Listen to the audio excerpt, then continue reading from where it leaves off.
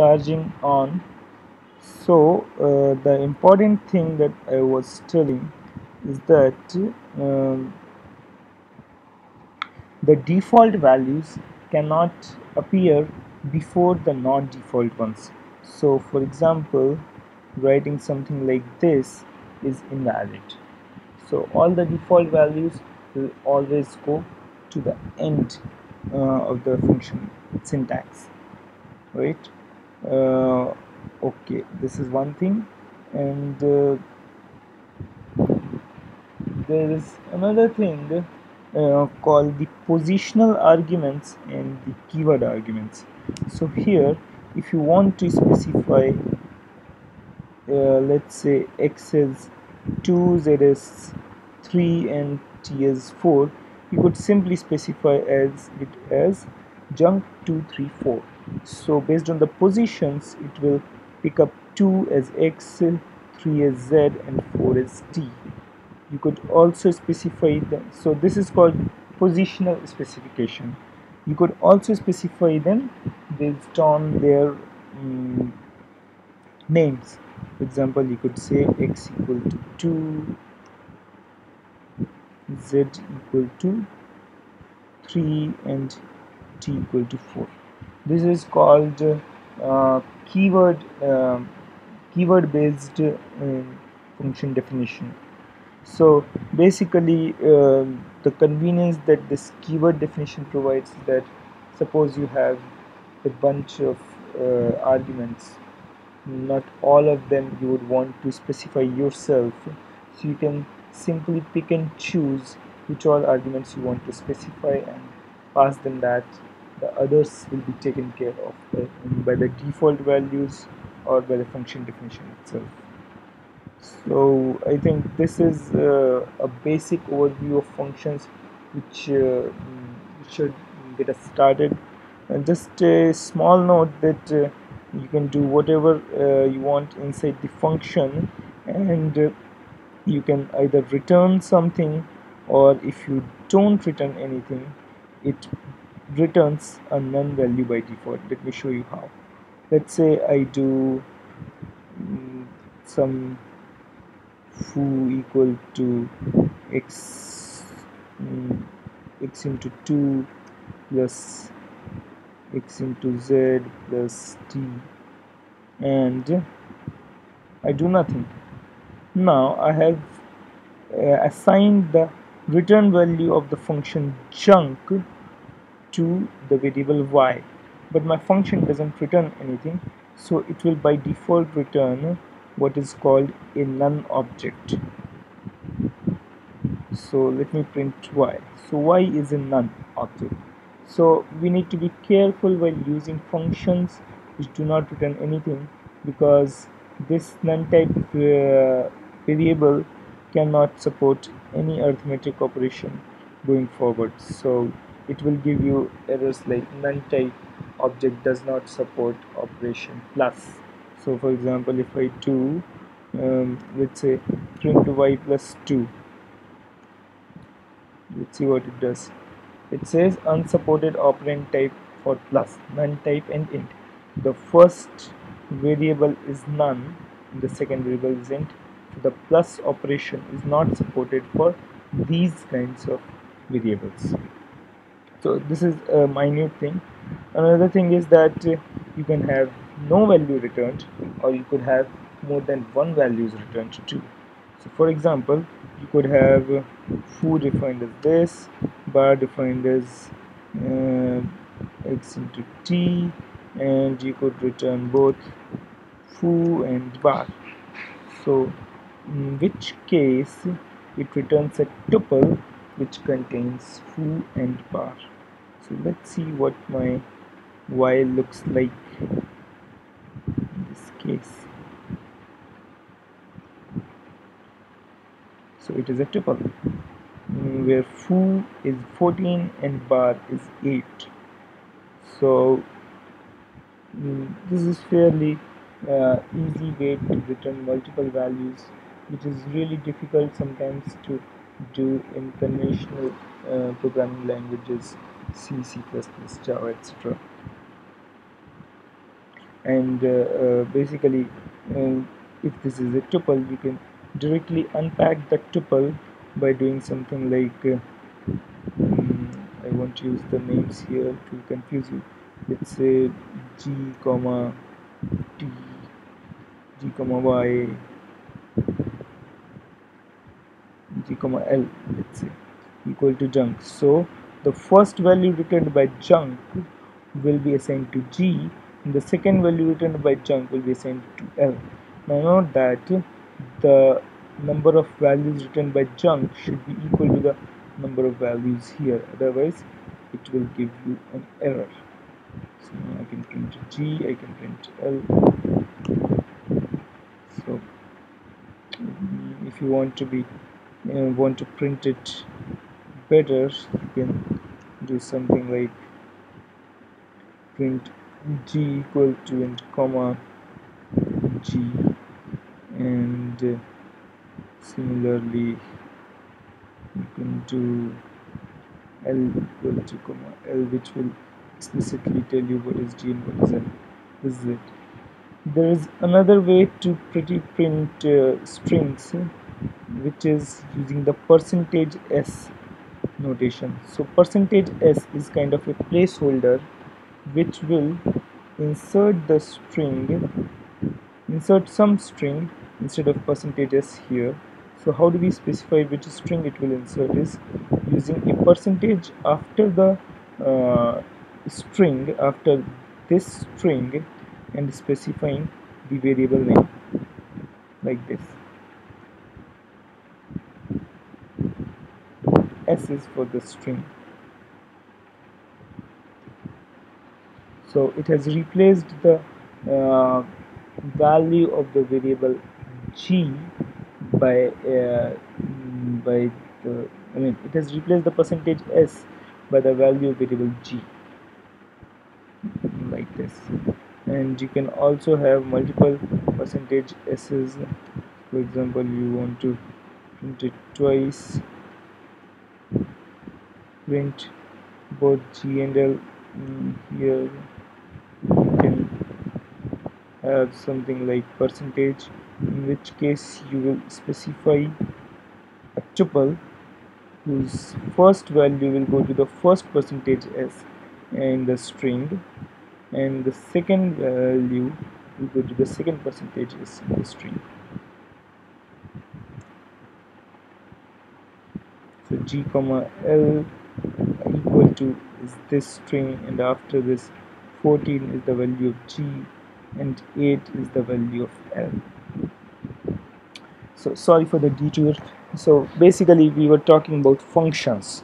So the functions can return multiple values, they can return no value, and they can basically return one value also. uh, Another thing is that the scope of functions. Scope means the search space where the interpreter will look when you basically access a variable. So accessing a variable means, let's say I do print um, bars. Now the variable named bars is not defined. The interpreter doesn't know what the bars means. I should first define it, then it will basically know what it means.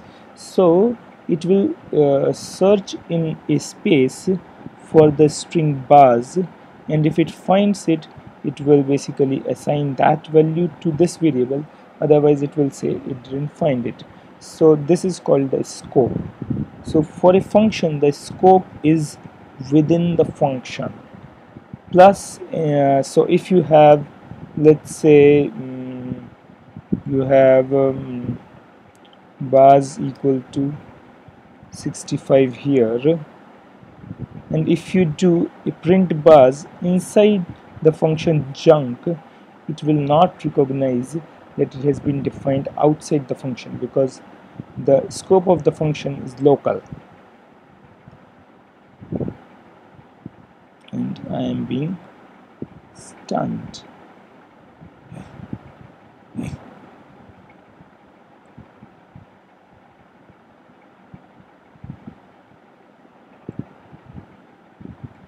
Okay, it's not local.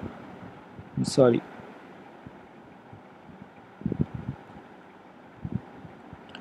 Bars equal to,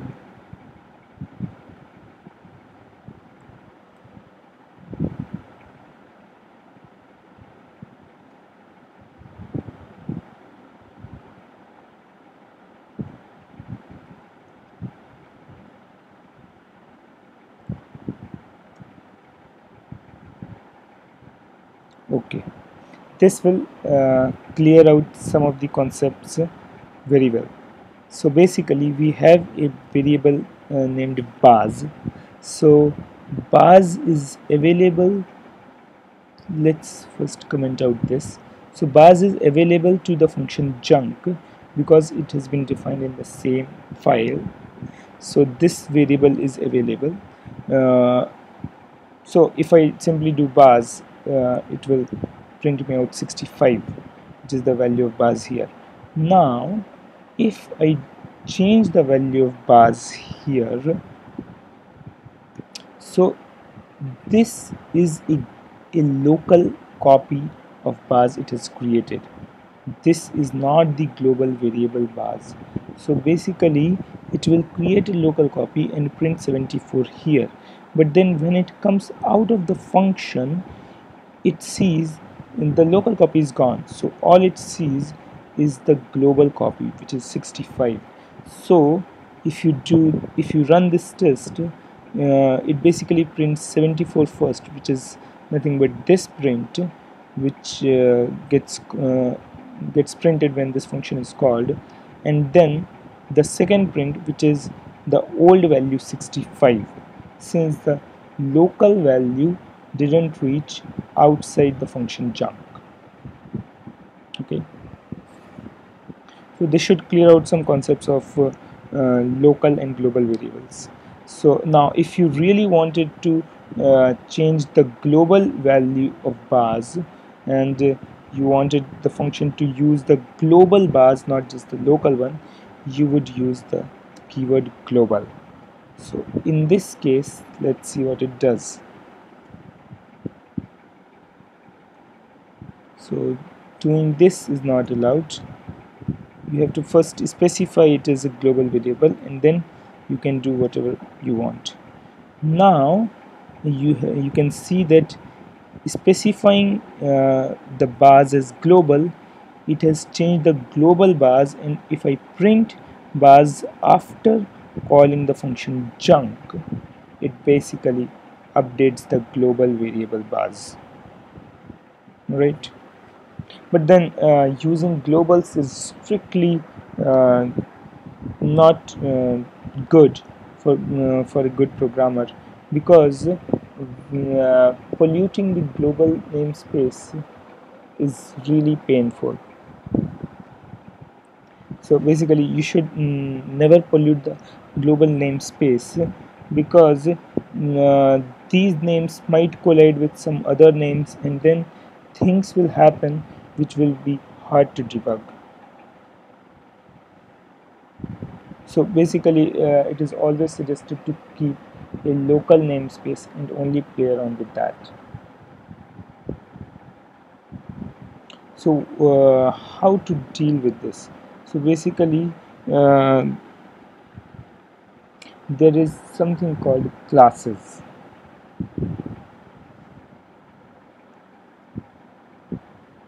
So classes are basically okay, so but before going into classes, I need to give some motivation. Why do we really need classes? We could all happily use functions, right? Multiple functions for while loops, lists, dictionaries. But then as your application grows bigger and bigger, you seem to realize that parts of your application are actually connected, and some things of your model are really some objects which have some attributes, which have some properties, which have some methods which can be performed on them, right? and they're all interlinked. So we need a container which contains all those properties and all those methods, which also represents the physical entities. For example, let's consider um,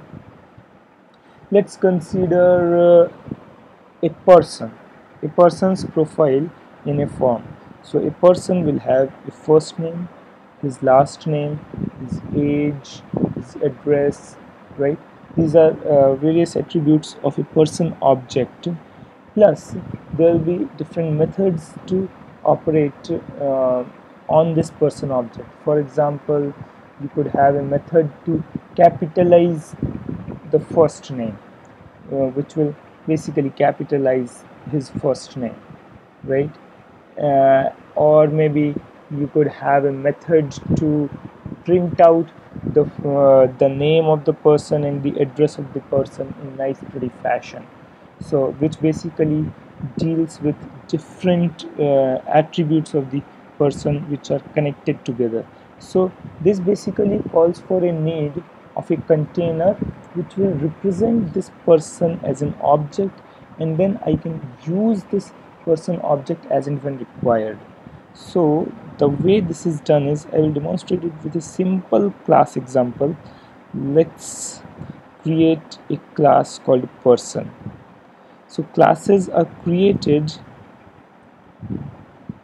using the keyword class, and generally the class names are title cased. The first letter of the class is always capital, and then we do this, and there is something called as an initialization method which we call underscore underscore init. Now this initialization method is called when an object of this class is created. So for example, if you want to create a person of first name and the last name, so your init will look like this. And then there is something called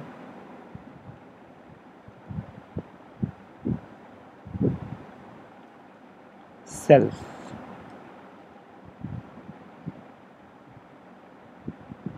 Let me just quickly write it down and I will explain every bit of it.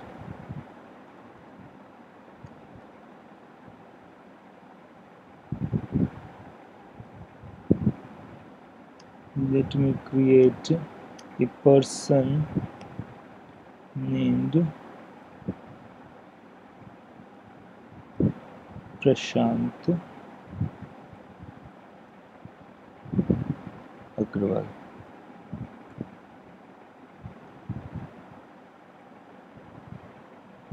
Okay. Now, what this basically does is it when I create a person by using these small brackets, it basically calls this init function where self is nothing but the object p itself. So self dot first name basically defines an attribute first name, the attribute called first name of the person object, and assigns it to this value, and this value is nothing but the value of the first name argument that is provided here. So it basically calls the init function with these arguments. The only catch is that the self variable is dropped, and it is by default assumed to be the object which is getting defined. So every function which is defined inside a class, well, almost every function has the first variable called self. So whenever you want to access that function, you will simply do p dot, let's say you want to access the first name property of the person p, so you will do p dot first name, print p dot first name. So it gives you the first name. Similarly, you can do p dot last name. Let's have a method which concatenates the first name and the last name of the person. Def concatenate. Okay, now a function inside a class is basically, it has its first variable is self, so that it can access the self object and all its attributes, right? Now the self object, objects first name attribute and last name attributes should be joined together. So what it will do is basically return a string which is nothing but a combination of these two strings. We will add a small space between the first name and the last name, and then self dot last name. Now let's try to access this concatenate method. So just like accessing an attribute, we can access the method concatenate of the person P. So we will do print, okay, we will call it full name equal to P dot concatenate. So this will basically concatenate the first name and the last names, and then let us print out full name. Let's try to run this.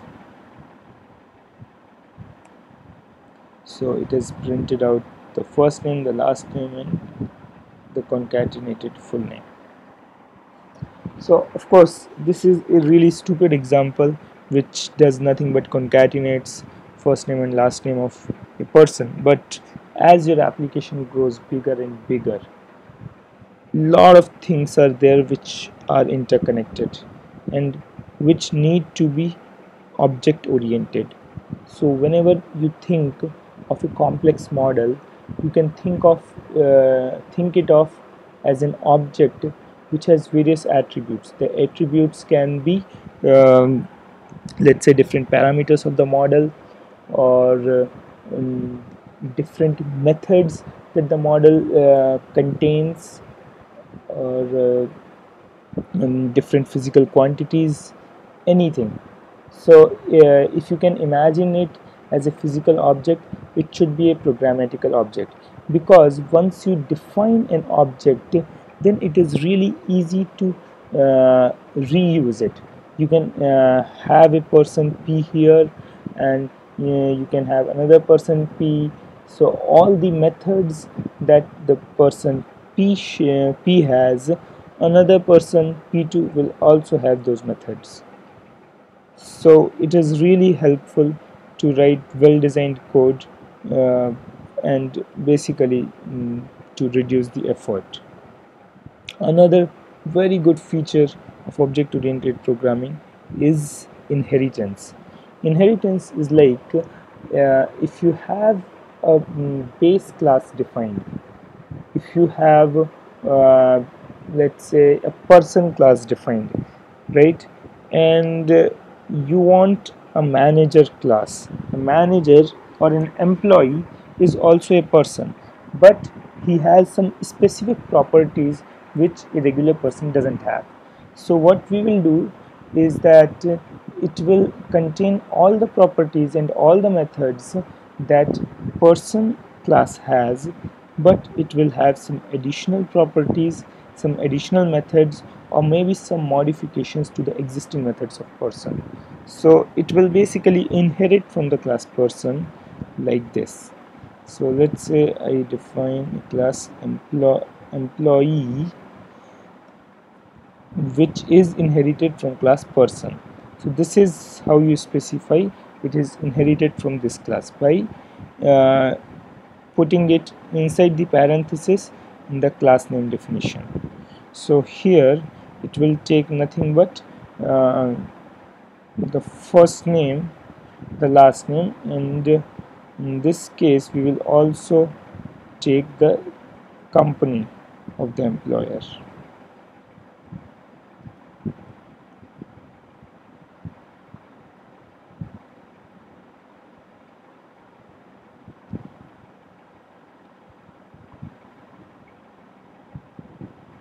So my so basically, if you want to access the super class, the base class of employee class, we use the function called super. So super basically calls the base class of this class employee. So employee comma, you will specify which instance of this class you want to call super of, and then call the init method of this of the super class. So this is as good as calling the init method of this class person, and then you can basically simply do first name comma last name. So what this will do is it will initialize the class exactly as a person class would initialize it, and then it will do some additional stuff of its own, like this: self dot company equal to company. Now if you want to concatenate, maybe you can modify the function concatenate like this. In this case we will return the first name and the last name, and also the name of the company.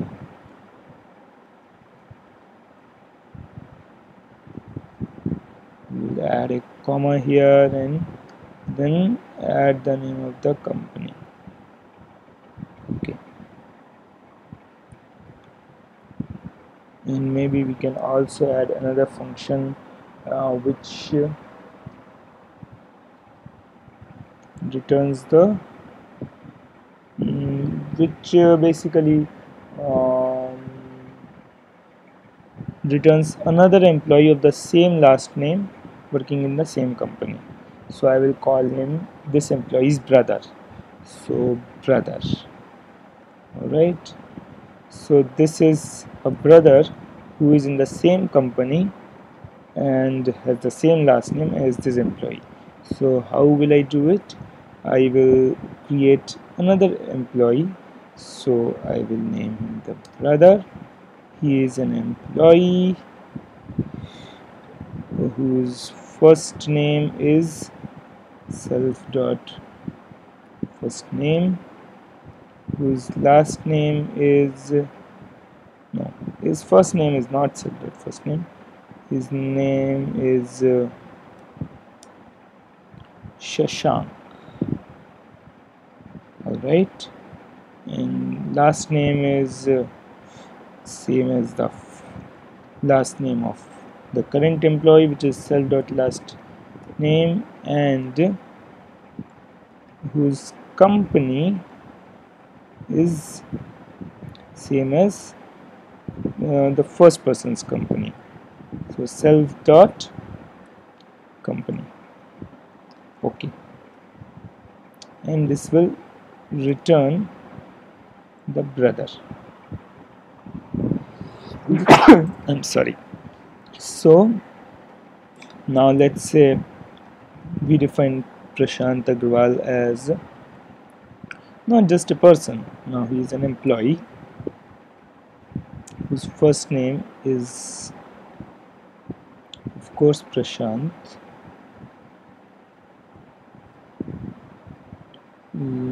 last name is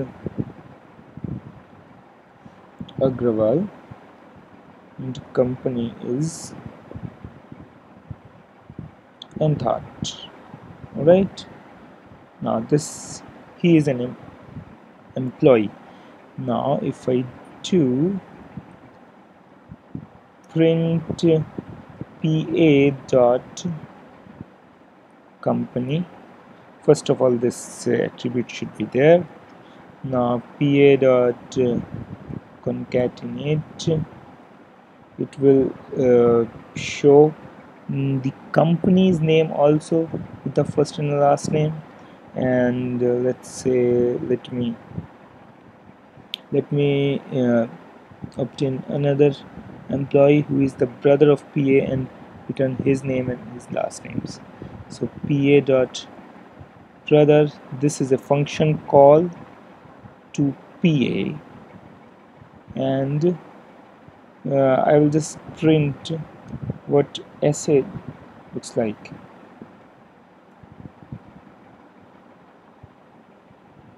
Okay, so let's just see what is this. This is an error because we don't put semicolons after it, we put colons. There is another error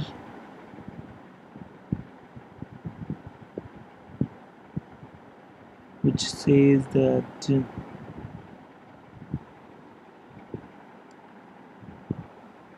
this must be a type, not a class object.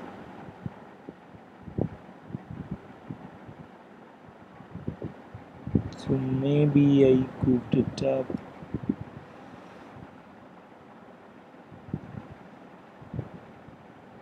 Employee, I'm not sure about this. Let me just figure it out real quick. So whenever you have problems like this, you go to Google. Super class syntax Python.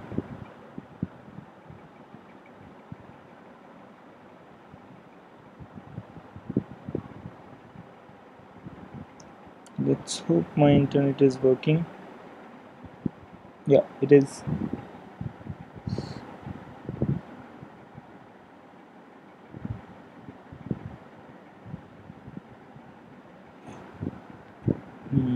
Just a second.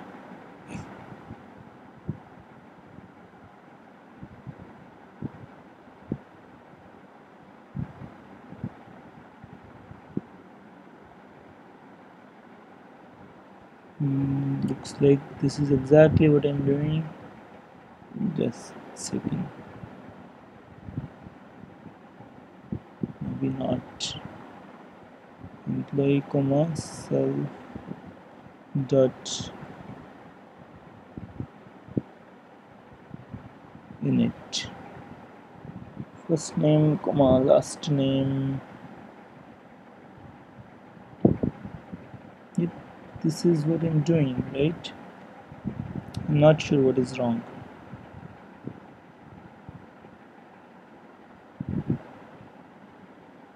It says must be type, not class object.